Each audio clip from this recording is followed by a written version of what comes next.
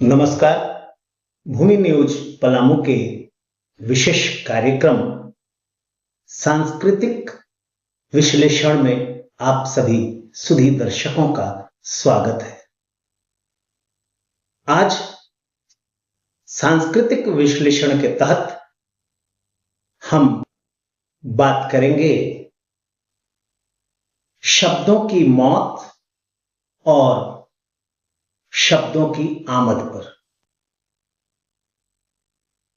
शब्द हमारे जीवन के लिए बहुत ही महत्वपूर्ण है, लेकिन उसके महत्व को हम नहीं समझ पाते हैं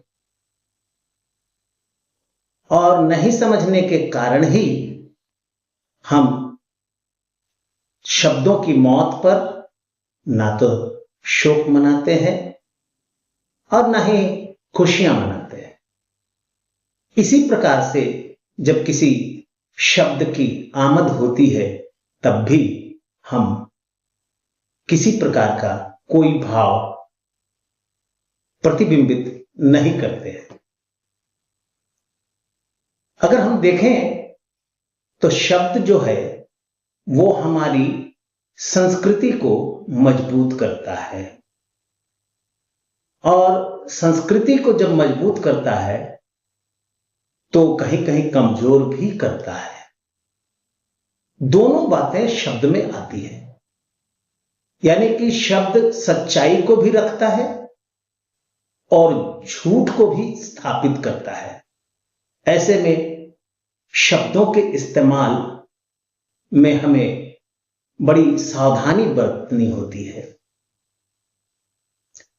एक उदाहरण देखें शब्दों के मौत की,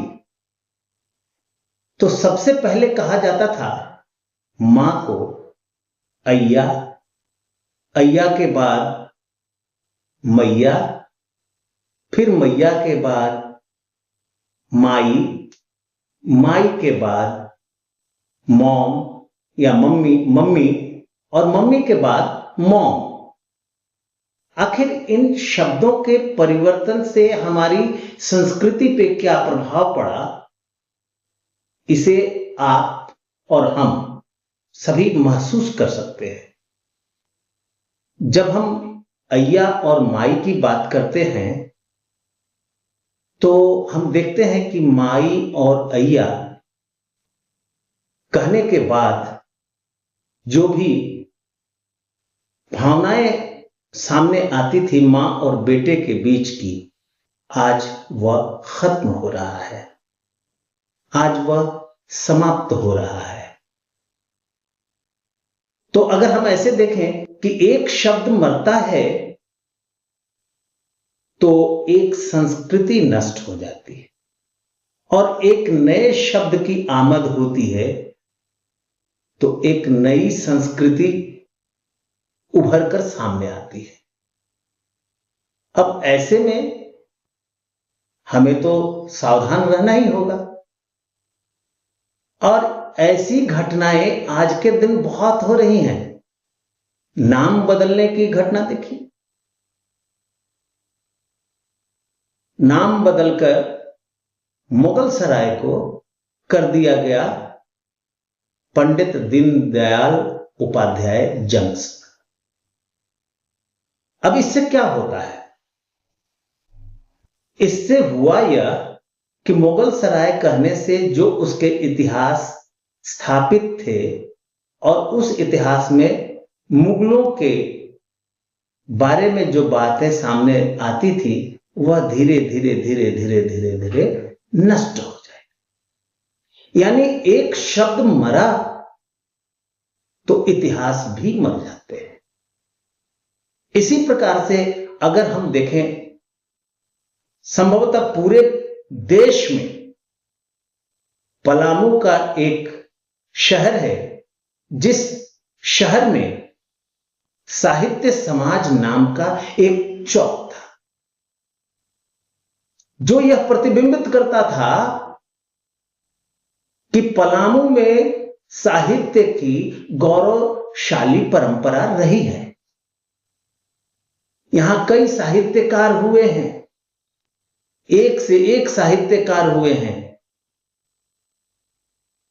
उन लोगों के प्रतिबद्धता, उनके संघर्ष का इतिहास तब समाप्त होता हुआ दिखता है जब उस चौक को भारत माता चौक के नाम से स्थापित कर दी गई है। अब आप सोचिए कि पूरे देश में किसी शहर में साहित्य समाज नाम का चौक नहीं था, और सिर्फ हमको लगता है, शायद अभी तक की जानकारी के मुताबिक, कि पलामू के मुख्यालय में ही यह साहित्य समाज चौक है, जिसे आज भारत माता चौक के नाम से जाना जा रहा है। लेकिन जो हमारी आदतें बनी हुई है, उस आदत के तहत हम आज भी उसे साहित्य समाज चौक कहते हैं। हमारे जो नागरिक हैं मुख्यालय के, वो साहित्य समाज चौक के नाम से ही जानते हैं। लेकिन यह इतिहास धीरे धीरे जब नई पीढ़ी यहां जवान होगी तो शायद यह चौक का नाम भारत माता चौक हो जाएगा, जो कि एक इतिहास खत्म हो जाएगा। यानी कि एक नया शब्द आने से संस्कृति तो प्रभावित होती ही है, साथ ही इतिहास भी प्रभावित होता है। इसलिए जरूरी यह है कि शब्दों के इस्तेमाल में सावधानी बरती जाए, और जब किसी भी शब्द को खत्म करने का कोशिश किया जा रहा हो, खत्म करने की साजिश की जा रही हो, ऐसे वक्त में हमें सावधान होकर उसकी मुखालफत करने की जरूरत है। तभी हम अपने संस्कृति को समृद्ध कर सकते हैं, चाहे वह राजनीति में शब्दों का इस्तेमाल हो या फिर समाज में शब्दों का इस्तेमाल हो। हर जगह हमें सावधान रहने की जरूरत है। और आज के दिन में जिस प्रकार से राजनीति में शब्दों का प्रयोग हो रहा है, वह तो कई इस प्रकार के व्यवहार को सामने ला रहा है जो मानवीय मूल्यों को नष्ट करने में लगा है। और अब जैसे देखें, शब्दों के इस्तेमाल में किन्हीं किन्हीं को तकलीफ होने लग रही है। तकलीफ किस बात की हो रही है? तो शब्दों को भी सांप्रदायिक बनाने की कोशिश हो रही है। और जब सांप्रदायिक होगा, जब बन जाएगा, और जब सांप्रदायिक तरीके से हम सोचेंगे शब्दों के बारे में, तो परेशानियां सामने आएंगी। लेकिन बोलचाल की भाषा में अगर देखें तो हमारे हिंदी शब्द में कई ऐसे शब्द आए हैं जो या तो फारसी के हैं, उर्दू के हैं या फिर संस्कृत के हैं। लेकिन आज अगर किसी को कह दीजिए भाई सलाम, तो कहता है कि क्या मुसलमान हैं आप? अरे भाई, यह तो अभिवादन का एक तरीका है। कोई भी व्यक्ति, साधारण व्यक्ति यह नहीं बोलता है कि हम पृथ्वी पर रहते हैं, वह बोलता है हम जमीन पर रहते हैं। वह बोलता है मेरी जरूरत है। यह कोई भी आम व्यक्ति यह नहीं बोलता है कि हमारी आवश्यकता है। और इससे शब्दों की आमद से भाषा की खूबसूरती बनती है। भाषा खूबसूरत होते हैं और रोचक होते हैं, आकर्षक होते हैं, और इस आकर्षण को कम करके हम अपने संस्कृति, समाज और आपसी व्यवहार को नहीं बना सकते हैं। इसलिए जब किसी भी शब्द की आमद हो तो उसको स्वीकार करिए, उसको देखा जाए।